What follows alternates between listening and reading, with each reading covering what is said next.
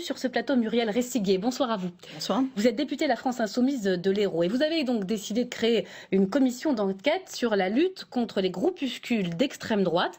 Quel est exactement votre objectif précisément avec cette commission d'enquête ? Alors en réalité, c'est quelque chose qu'on a décidé avec le groupe, qui est porté par le groupe, et c'est dans le cadre de notre droit de tirage. J'explique parce que les gens ne sont pas toujours au courant de comment ça se passe. Chaque groupe d'opposition a droit à une commission d'enquête par an, et le groupe a choisi de porter celle-ci, donc qui est relative à la lutte contre les groupuscules d'extrême droite. Certains les appellent aussi l'ultra-droite. Qui sont d'ailleurs très souvent antisémites, pour rebondir sur le débat précédent. Racistes, homophobes et sexistes, en général, ils ont beaucoup de qualités. Mais il y a déjà eu des dissolutions de groupuscules d'extrême droite par le passé. Est-ce que c'est votre idée, c'est d'arriver au fond à faire le ménage ? Alors, je vais vous le dire si vous me laissez, allez-y, je vous écoute. Dérouler ma pensée. Alors, en réalité, le but de cette commission, pourquoi on l'a créée ? Parce qu'on s'est rendu compte que, notamment au cours des derniers mouvements sociaux étudiants qu'il y a eu une recrudescence de ces actes de l'ultra-droite qui semblaient agir de plus en plus à visage découvert. On l'a vu, par exemple, dans les Alpes, à la frontière, où ils s'octroient la fonction régalienne de l'État, du maintien de l'ordre. Donc il y a vraiment un défi aux institutions. Donc ça nous a paru un moment politique pour eux peut-être propice, avec le rejet des institutions, avec des idées antisémites, racistes, homophobes qui se développent dans la société. Les gens ne font plus attention, est-ce que c'est un délit ou pas. Donc l'objectif c'est quoi ? Faire un état des lieux et lutter plus efficacement au niveau législatif, mais aussi au niveau administratif. Donc vous parliez de la dissolution, on a auditionné quelques personnes qui pensent que c'est un outil intéressant, donc on va creuser, on va fouiller le sujet. La question c'est comment on est plus efficace, qu'est-ce qu'il faut changer au niveau législatif ou pas. Vous n'avez pas l'intention d'auditionner au fond ces groupuscules eux-mêmes, puisque au fond, avec une commission d'enquête, ils sont obligés de venir. Par exemple, est-ce que vous voulez auditionner des membres du GUD, de la Ligue du Midi, de Génération Identitaire ? Est-ce que c'est votre objectif ? Alors, ils seront auditionnés parmi d'autres parce qu'ils font partie du sujet. On traite tout le sujet, rien que le sujet. À qui vous voulez précisément ? Quel groupuscule ? Vous avez des noms à nous donner ? Je vous le dirai, il y aura des gens parmi ceux que vous avez cités. Je ne vais pas dévoiler là le jour où ils seront auditionnés. Ils le sauront une semaine ou 15 jours à l'avance, c'est suffisant. Voilà, mais oui, bien sûr, ça fait partie. On a auditionné des gens des institutions, des ministères, des chercheurs. On va auditionner aussi des avocats, des gens qui ont eu affaire à eux, soit en tant que victimes, soit qui les combattent. Et puis évidemment, c'est incontournable d'avoir des gens qui font partie de l'ultra-droite. Alors ce qui est très étonnant dans le mouvement des Gilets jaunes, et même s'ils se combattent, c'est que les groupuscules d'ultra-droite et d'ultra-gauche se retrouvent dans les cortèges. Et on l'a vu notamment à Lyon, avec des affrontements extrêmement violents.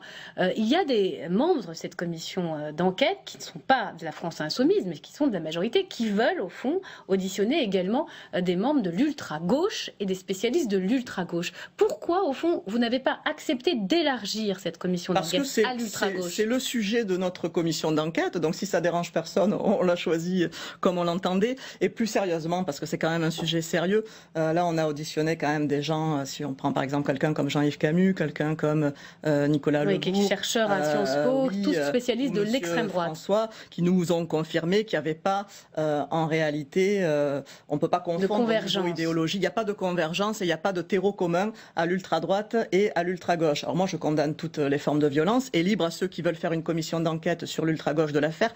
Mais il me semble qu'il y a une idéologie particulière. Il y a une remise en cause des institutions et de l'État et de la République qui est aussi particulière à ces groupes-là. Et puis, il y a une volonté de s'armer.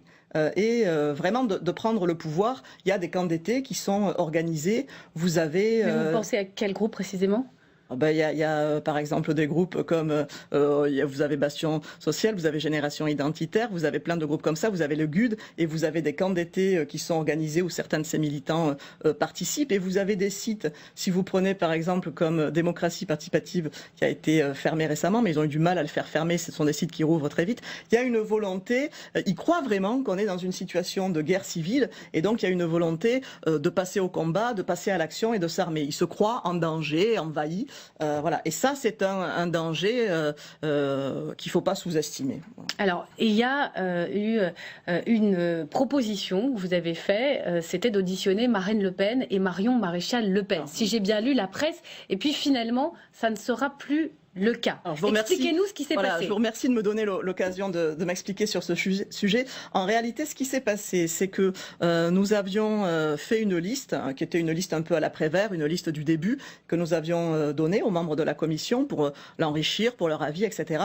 Des gens qui possiblement pourraient être auditionnés. Mais vous avez eu l'intention de les auditionner. Non, ils étaient dedans, mais personnellement, ça faisait pas partie de mes choix, ça faisait pas partie non plus des choix du rapporteur de la commission d'enquête. Donc c'est non figuré comme parmi d'autres, mais en réalité n'ont jamais été retenus. Parce que Marine Le Pen dit qu'elle a été approchée pour pouvoir participer. D'après ce que j'ai su, elle n'a pas été approchée en tout cas de manière officielle. Et elle était d'accord d'ailleurs pour venir expliquer qu'elle était la victime des groupuscules d'ultra-gauche. Qu'elle soit d'accord. Mais dommage pour elle, ce ne sera pas pour cette fois, peut-être une autre fois. Mais là, ces noms-là n'ont pas été retenus parce qu'ils ne nous paraissaient pas les plus pertinents. Il y en a d'autres qui me semblent plus pertinents. Marine Le Pen est-elle d'extrême droite, selon vous?